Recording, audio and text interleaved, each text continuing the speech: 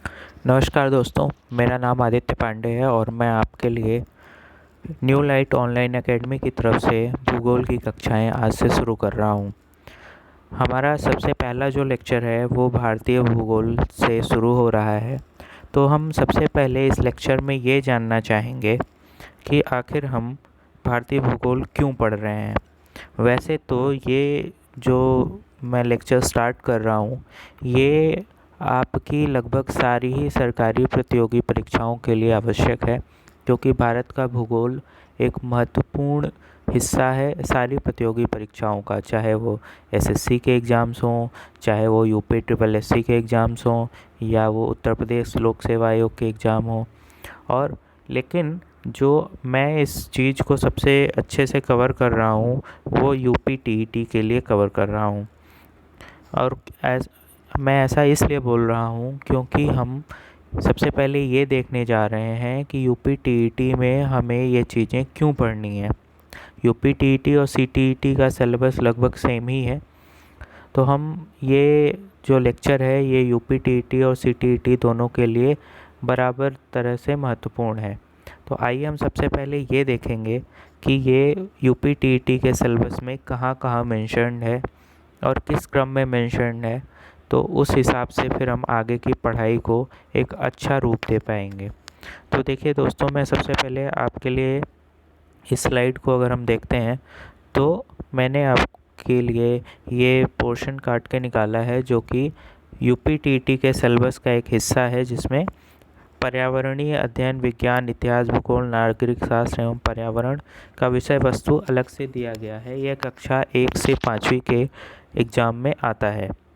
तो हम सबसे पहले ये देखते हैं इसमें हमें क्या क्या पढ़ना है। हमें पढ़ना है परिवार, भोजन, स्वास्थ्य एवं स्वच्छता, आवास, पेड़ पौधे एवं जंतु, हमारा परिवेश, मेला, स्थानीय पेशे से जुड़े व्यक्ति एवं व्यवसाय, यातायात एवं संचार, खेल एवं खेल भावना।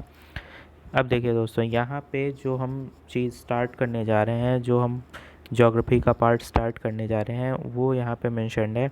भारत, नदियाँ, पर्वत, पठार, वन, यातायात, महाद्वीप एवं महासागर। तो अर्थात हमें यहाँ पे भारत की नदियाँ, पर्वत और पठार पढ़ने हैं। मतलब भारत के जो भी भौगोलिक दशाएं हैं उसकी स्थिति क्या है, कहाँ पे कौन सी चीज़ें, कहाँ पे पहाड़ हैं, कहाँ पे झरने हैं, कहाँ पे नदियाँ, ये सारी चीज़ें हमें पढ़नी है। इसके अलावा ये यूपी टीईटी है, तो यहाँ पे हमें हमारा प्रदेश भी अलग से पढ़ना है कि ये हमें स्पेशली पढ़ना है। अगर हम क्लास 6 से 8 की बात करते हैं तो हम ये देखेंगे कि यहाँ पे ये और डिटेल्ड में मेंशन है। मैं आपको दिखाता हूँ, ये देखेंगे आप तो यहाँ पे लिखा है विश्व में भारत का भौतिक स्वरूप, मृदा, वनस्पति, वन्य एवं वन्यजीव, वनस्पति एवं वन्यजीव, भारत की जलवायु, भारत के आर्थिक संसाधन, यातायात, व्यापार एवं संचार, भारत में स्थान, राजनीतिक विभाग, जलवायु, मृदा, वनस्पति एवं वन्यजीव, कृषि, खनिज उद्योग, धंधे, जनसंख्या एवं नगरीकरण। ये उत्तर प्रदेश के लिए स्पेशली अलग से मेंशन्ड है क्योंकि ये यूपी टीईटी का सिलेबस है। लेकिन जब आप ऊपर देखेंगे तो इसमें सौर मंडल में पृथ्वी, ग्लोब, पृथ्वी स्थानों का निर्धारण, पृथ्वी की गतियाँ, अर्थात भौतिकी भूगोल जिसे हम कहते हैं, वो भी यहाँ पे अलग से दिया हुआ है। पृथ्वी के 4 परिमंडल, स्थल मंडल, पृथ्वी की संरचना, वायुमंडल, जलमंडल, ये सारी चीज़ें जो भी हमें भूगोल में पढ़नी होती हैं वो सारी चीज़ें दी हुई हैं। तो हमें एक तरह से पूरा भूगोल पढ़ना है। लेकिन मैं सबसे पहले आपके लिए भारत का भूगोल शुरू कर रहा हूँ। भारत का भूगोल शुरू करने का जो कारण है वो ये है कि अगर हम भारत का भूगोल पढ़ते हैं सबसे पहले, तो भारत का भूगोल किसी भी सरकारी एग्ज़ाम में सबसे ज़्यादा पूछा जाने वाला हिस्सा है भूगोल में। दूसरा जो सबसे बड़ा कारण है इसे पहले पढ़ने का, जब भी हम भारत का भूगोल पहले पढ़ेंगे तो हमें बहुत सारे फिजिकल ज्योग्राफी, मतलब कि भौतिकी भूगोल के बहुत सारे अवयव हमें पहले समझने होंगे, तभी वो हमें भारत के भूगोल में काम आएंगे। और अगर मैं आपको भारत का भूगोल पढ़ाता हूँ तो मैं वो पार्ट्स आपको पहले थोड़ा बहुत बताऊँगा जो कि भारत का भूगोल समझने के लिए ज़रूरी हैं। और अगर मैं ये चीज़ आपको बताता हूँ, फिर जब हम दोबारा इस फिजिकल ज्योग्राफी को आगे हम कवर करेंगे, हम सारी चीज़ों को कवर करेंगे। तो ये आपका एक तरह से रिवीजन होगा और इससे आपका बेस और स्ट्रॉन्ग हो जाएगा। तो आज से हम ये सीरीज़ स्टार्ट करने जा रहे हैं और हम कोशिश ये करेंगे कि आपको यूपीटीईटी से और सीटीईटी से जुड़े सारे कोर्सेज, सारे भूगोल के सारे एस्पेक्ट, सारे अवयव कवर करें। तो दोस्तों, हम सबसे पहले स्टार्ट करने जा रहे हैं लेक्चर 1 जो है वो हमारा चैप्टर 1 जिसे कह सकते हैं, इंडिया साइज एंड लोकेशन। ये इंग्लिश में स्लाइड्स हैं, आप चाहेंगे तो आप हमें कमेंट करके हिंदी में भी ये स्लाइड्स हमारे टेलीग्राम चैनल से ले सकते हैं।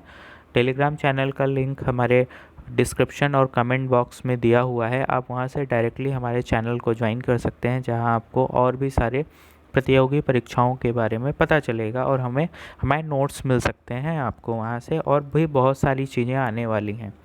जिसमें सबसे पहला, अब इस चैप्टर में सबसे पहला पार्ट हम कवर करेंगे लोकेशन ऑफ इंडिया। भारत की स्थिति कहाँ है, भारत कहाँ है विश्व के मानचित्र पे। तो आइए दोस्तों कवर करते हैं। इस वीडियो में हम क्या क्या चीज़ें कवर करने वाले हैं। Location of India on world map, अर्थात भारत विश्व के मानचित्र पे कहाँ उपस्थित है, उसकी अवस्थिति क्या है, वो कहाँ पे है, और वो कहाँ जहाँ पे है उसके वजह से भारत को क्या अलग से फ़ायदे मिलते हैं और क्या अलग से नुकसान उठाने पड़ते हैं, क्या उसके सामने चैलेंजेज हैं जिसका भारत को सामना करना पड़ता है या उनका भविष्य में चलकर सॉल्यूशन ढूंढना है। तो आइए दोस्तों शुरू करते हैं। सबसे पहले भारत की स्थिति को समझाने के लिए मैं आपको सबसे पहले कुछ बेसिक टर्मिनोलॉजी समझाना चाहूँगा। हम सब ने बचपन से ही पढ़ा है कि भूगोल, भूगोल मतलब भू और गोल। भू मतलब होता है पृथ्वी, गोल मतलब सबको पता है गोल एक आकार है। तो पृथ्वी गोलाकार है, हम सब ने ये सुना है, लेकिन सच्चाई ये नहीं है। पृथ्वी का जो आकार है वो नारंगी के जैसा है, या इंग्लिश में जिसे जियोइड शेप बोलते हैं। जियोइड शेप मीन्स पृथ्वी का आकार, वो अपने आप में एक आकार है। ये अपने ऊपर और नीचे के हिस्से पे चपटी है, जिसकी वजह से ये पूरी तरह से गोल नहीं है। आप यहाँ देख सकते हैं कि ये चपटी है और ये बाकी हिस्से में गोल है। अब हम इस चीज़ को समझेंगे कि पृथ्वी जो है वो अपनी अक्ष पर सीधी सीधी नहीं खड़ी है, वो 90 डिग्री पे नहीं खड़ी है, बल्कि वो 23.5 डिग्री के करीब झुकी हुई है अपने ऑर्बिटल प्लेन से। मतलब जिस प्लेन पे वो घूमती है उससे वो 23.5 डिग्री झुकी हुई है। इसके अलावा पृथ्वी पे हमें किसी भी चीज़ की स्थिति जानने के लिए हमारे पास कुछ पैमाने होते हैं, जिन्हें हम अक्षांश और देशांतर बोलते हैं।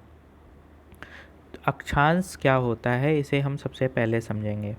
अक्षांश होता है, आप ये देखेंगे, ये पृथ्वी का एक इमेज है, पृथ्वी का एक प्रतिरूप है, जिसमें ये दिखाया गया है कि आप ये लाइनें देख रहे होंगे जो क्षैतिज रूप से समानांतर खींची गई हैं, ये अक्षांश बोले जाते हैं। और जो ये बीच में आपको लाइन देखी जा रही है इसे हम भूमध्य रेखा बोलते हैं, क्योंकि ये पृथ्वी को 2 भागों में बांटती है।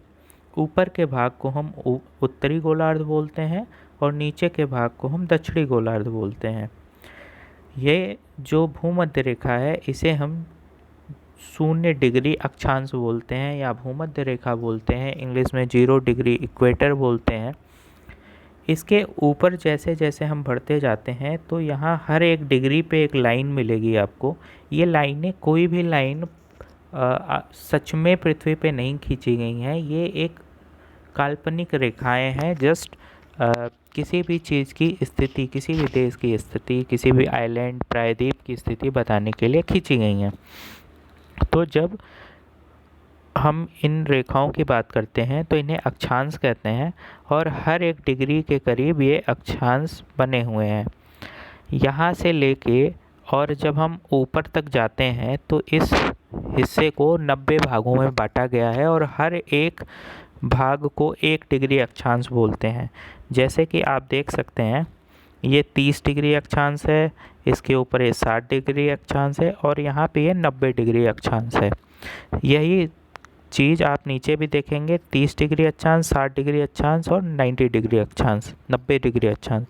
यहाँ पे आप देखेंगे नेगेटिव में दिखाया गया है क्योंकि ये भूमध्य रेखा से नीचे है। नॉर्मली इसको लिखने का तरीका ये होता है कि हम अगर उत्तरी गोलार्ध की बात कर रहे हैं तो इसे 30 डिग्री नॉर्थ बोलते हैं या 30 डिग्री उत्तरी अक्षांश बोलते हैं, ऐसे लिखते हैं इंग्लिश में।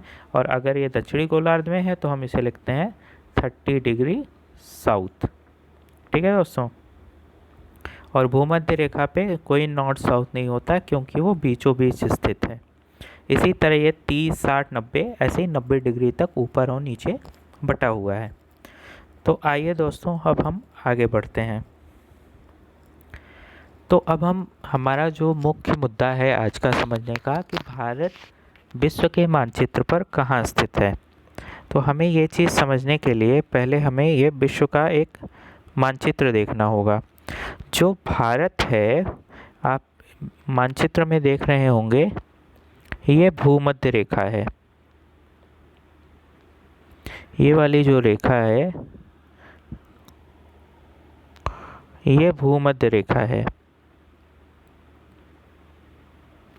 ये भूमध्य रेखा है।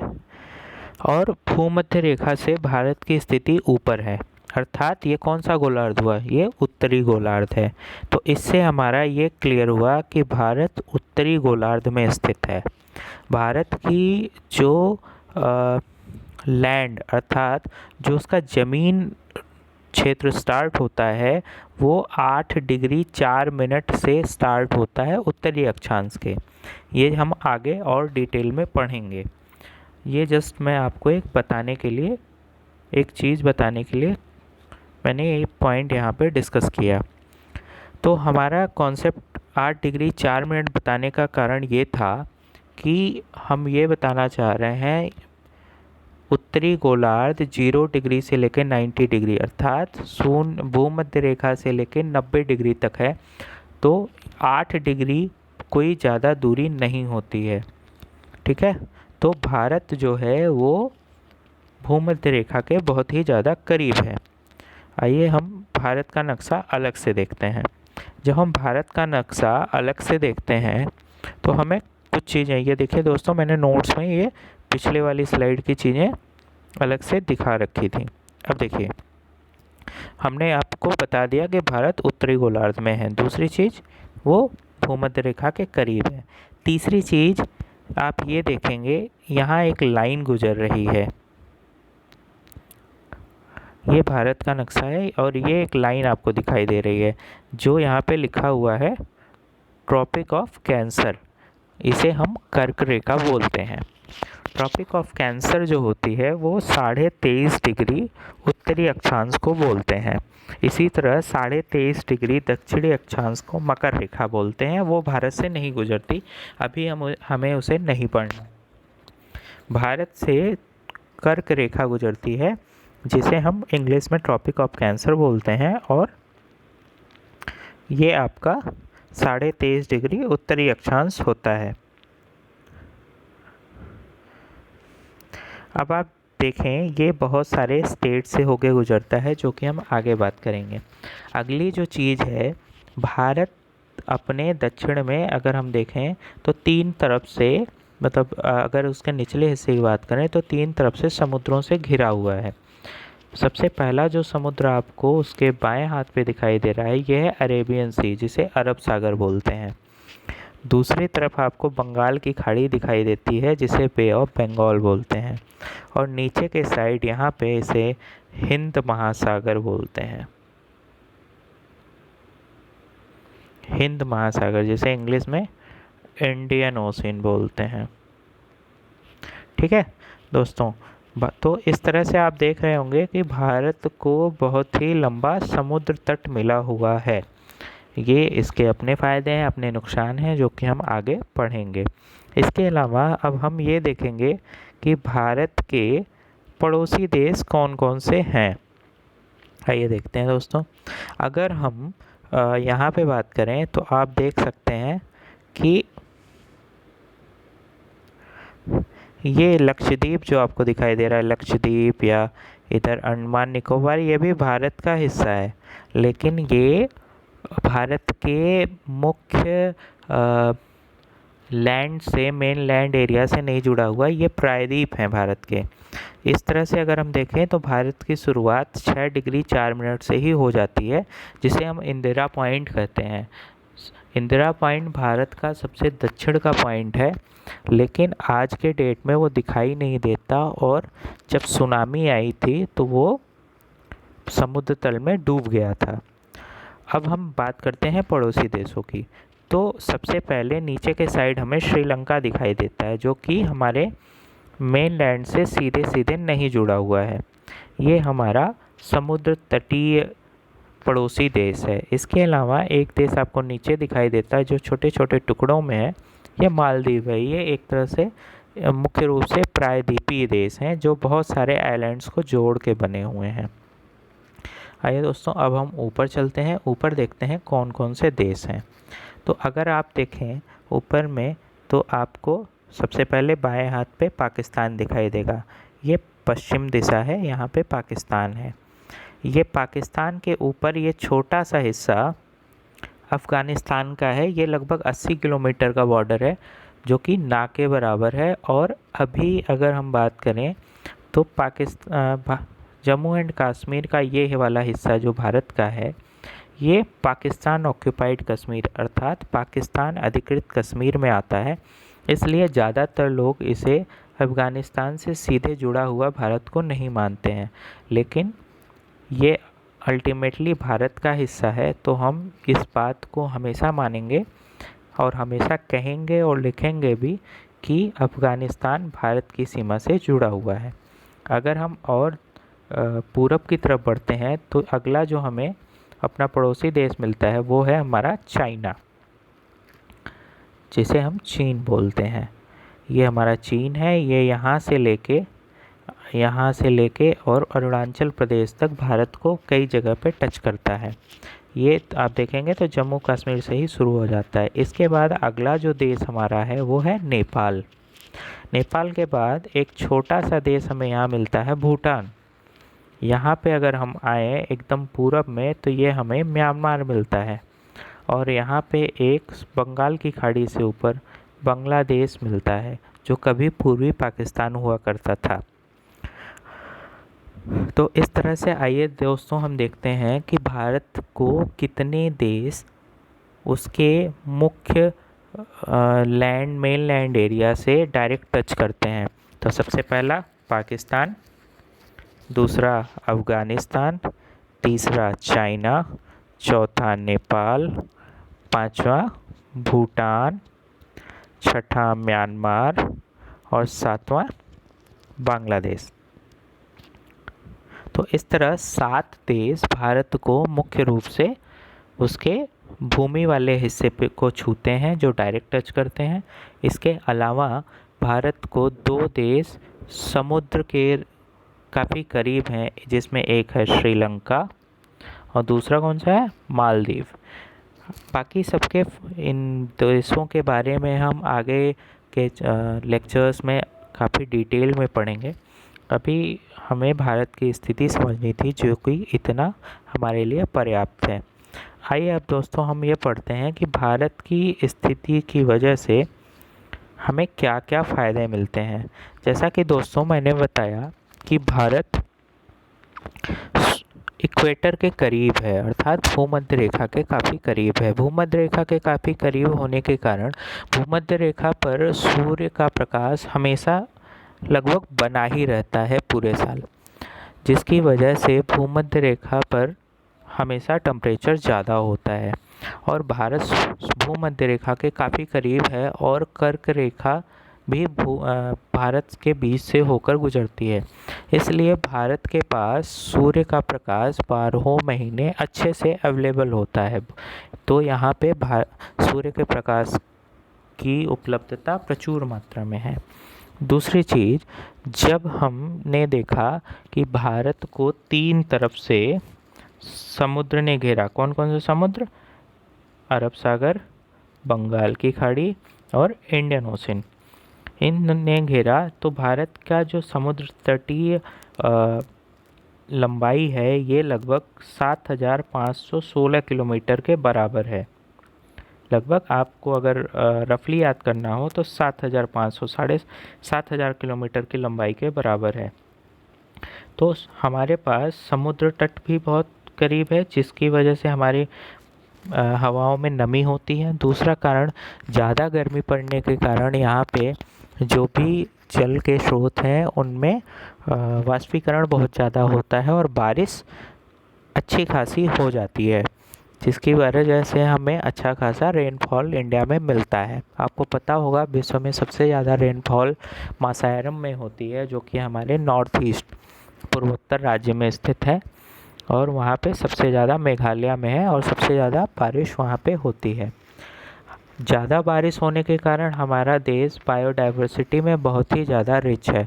आप जब विश्व भारत के मानचित्र को देखेंगे तो जो हमारा पश्चिमी तट है, यहाँ पे वेस्टर्न घाट्स पश्चिमी घाट पाए जाते हैं, जहाँ पे विश्व के सबसे ज़्यादा बायोडाइवर्सिटी रिच एरिया का फ़ायदा भारत को मिलता है। इसके अलावा भारत की लोकेशन की वजह से इसमें बहुत सारी डाइवर्सिटी इसके लोगों में भी है। चाहे आप रिलीजन की बात कर लो, चाहे यहाँ रहन सहन की बात कर लो, कम्युनिटी की बात कर लो, ये हर तरह से बहुत ही ज़्यादा डाइवर्सिटी है इसमें। जैसा कि मैंने बताया, ये यहाँ सूरज का प्रकाश बहुत अच्छे से है, तो भारत एक सोलर पावर के रूप में उभर रहा है। और भारत ने पॉल्यूशन को कम करने के लिए अभी हाल ही में एक इंटरनेशनल सोलर अलायंस नाम का एक अंतर्राष्ट्रीय संस्था शुरू करी है भारत के प्रधानमंत्री श्री नरेंद्र मोदी जी के नेतृत्व में, जिसका कार्यालय जो है वो गुरुग्राम में है। गुरुग्राम, जिसका पुराना नाम गुड़गांव और हरियाणा में स्थित है। इसके अलावा हमारे पास फसलों की बहुत ज़्यादा वैरायटी है, क्योंकि हमारे पास एक तरफ नदियां हैं, तो उत्तर के साइड में हिमालय है, एक साइड में काफ़ी अच्छा खासा हमें समुद्र तट मिलता है, बीच में हमें रेगिस्तान भी मिलता है, जो कि जब हम भारत के लंबाई चौड़ाई के बारे में पढ़ेंगे, उसके भौगोलिक चीज़ों के बारे में पढ़ेंगे, तो हम अच्छे से डिस्कस करेंगे। इसके अलावा हमारे पास फसलों की बहुत अच्छी मात्रा है। इसके अलावा सैटेलाइट लॉन्चिंग भारत के लिए बहुत ही आसान होता जा रहा है, क्योंकि भारत की अवस्थिति जो है वो भूमध्य रेखा के पास है, और भूमध्य रेखा के पास की अवस्थिति होने के कारण भारत को ये एक लाभ मिलता है। और यहाँ पे सैटेलाइट लॉन्चिंग में जो फोर्सेज होते हैं वो काफ़ी कम लगाने पड़ते हैं। इसी वजह से आपने देखा होगा कि इसरो बहुत सारे देशों के सैटेलाइट खुद लॉन्च करता है, और उसके एवज में भारत को अलग बेनिफिट्स मिलते हैं, चाहे वो आर्थिक रूप से हो सकते हैं, या डिप्लोमेटिक रिलेशंस हो सकते हैं, या मित्रवत भी हो सकते हैं, कॉमर्शलाइजेशन भी हो रहा है। तो ये हमारे जो मुख्य लाभ हैं भारत की अवस्थिति के कारण, हम उसकी बात कर रहे थे। आगे स्लाइड में हम चलते हैं और देखते हैं कि भारत को अपनी स्थिति के कारण क्या क्या इश्यूज़ फेस करने पड़ते हैं। जैसा कि मैंने बात किया कि भारत में सनलाइट बहुत इजीली अवेलेबल है, सूर्य का प्रकाश बहुत ही प्रचुर मात्रा में अवेलेबल है, इसलिए यहाँ का टेम्परेचर हमेशा बहुत ज़्यादा है नॉर्मल कंट्रीज़ से, यूरोपियन कंट्रीज़ से, जिसकी वजह से हमें रेगुलर सूखे का भी सामना करना पड़ रहा है। हमने डिस्कस किया है यहाँ पे बारिश अच्छी खासी होती है, जिसके कारण यहाँ पे बैक्टीरियल डिजीज़ बहुत ज़्यादा होती हैं। बारिश होने की वजह से मच्छर वगैरह की समस्याएं बहुत ज़्यादा हैं, जैसे मलेरिया, जापानी इंसेफेलाइटिस, और बहुत सारे रोग हमें इनका सामना करना पड़ता है। इसके अलावा हमारा जो पड़ोसी देश है वो भी, उनके साथ भी हमारे डिस्प्यूट हैं। देखने के लिए सबसे ज़्यादा डिस्प्यूट बात की जाए तो पाकिस्तान और चाइना से हैं, लेकिन लगभग हर देश से ही कुछ ना कुछ डिस्प्यूट होते ही होते हैं। किसी के साथ जल्दी सुलझ जाते हैं, किसी के साथ ज़्यादा टाइम लगता है। जब हम इन देशों के बारे में अलग अलग से पढ़ेंगे तो हम डिटेल में पढ़ेंगे कि किसके साथ क्या क्या चैलेंजेस हैं, जो कि शायद नेक्स्ट वीडियो में आपको मिले। अब मैं इसके साथ ही आज का लेक्चर ख़त्म करता हूँ। बहुत बहुत धन्यवाद। अगर आपको वीडियो अच्छा लगा हो तो लाइक करें, शेयर करें, सब्सक्राइब करें। आप हमारा टेलीग्राम चैनल डिस्क्रिप्शन से लेकर आप हमारे टेलीग्राम चैनल को ज्वाइन कर सकते हैं। वहाँ पे आपको ये नोट्स अवेल करा दिए जाएंगे। धन्यवाद।